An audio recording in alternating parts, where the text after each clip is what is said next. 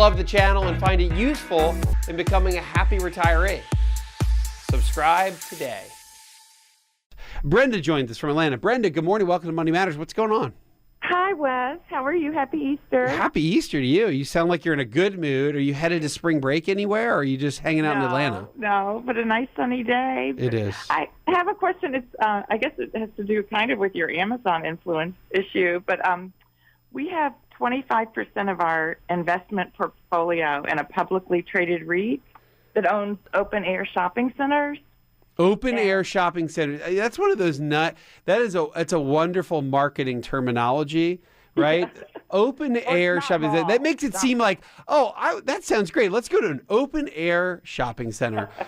But we all know that an open-air shopping center is really just a strip mall.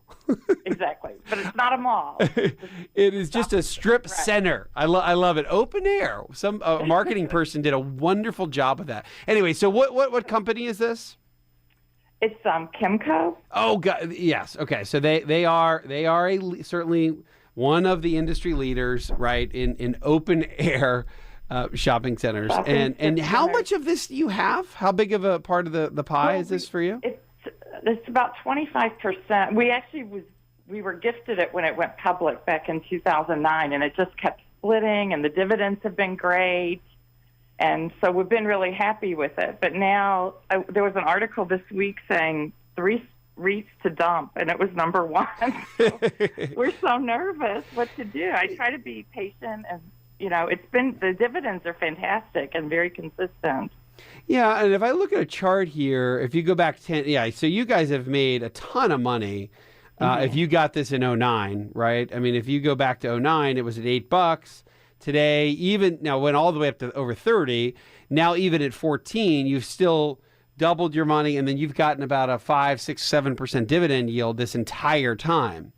So, right, and it's for myself, and also our kids have it. We paid for a lot of their college, and now they're in their 20s, and I don't know whether they should sell. I mean, it's gone from like 40 to 14. Really, let's go back to 2013. You look at a chart of Vanguard REIT ETF, so VNQ, which is a proxy for good REITs and bad REITs. So it's got shopping malls, it's got public storage, it's got some of the healthcare REITs that have done a little bit better. And then these open air malls, the divergence has started in, so if you look over the last 3 years or the last 5 years, the REIT sector itself has not done all that well, or at least let's call it 7%. If you look at Retail Properties of America, which is similar to Kimco, it's done it's done terribly as well in the last, call it, year and a half, down 25%. Kimco's down 35%. But even if you look at Simon Property, right, the owner of Lennox and Phipps, that's down a couple percentage points. So it's part of this has to do, and I think maybe that's why you called, as we were talking about Amazon.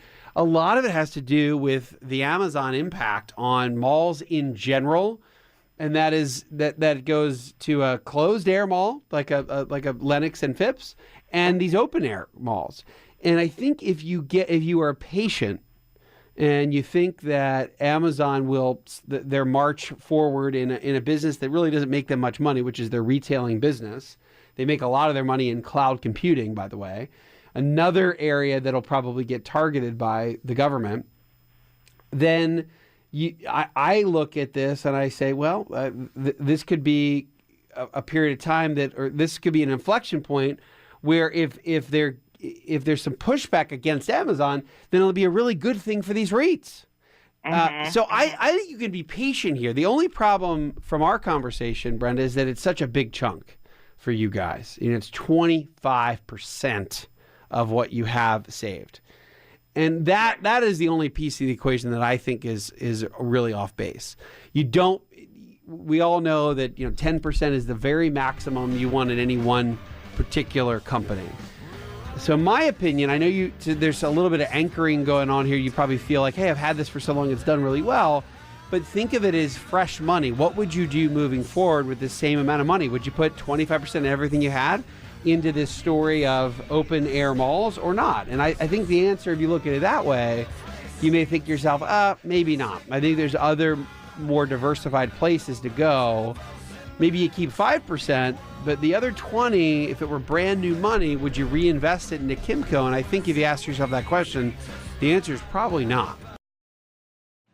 Hi, I'm Wes Moss, and thanks for taking a minute to hear about what's so different about my new book, You Can Retire Sooner Than You Think. So unlike other retirement books, this book will give you a step-by-step guide, whether you're in your 20s or 30s or 40s or 50s, to learn from what these successful and happy retirees did to get there. I hope you enjoy the book, but more importantly, I know that it'll help you retire sooner than you think.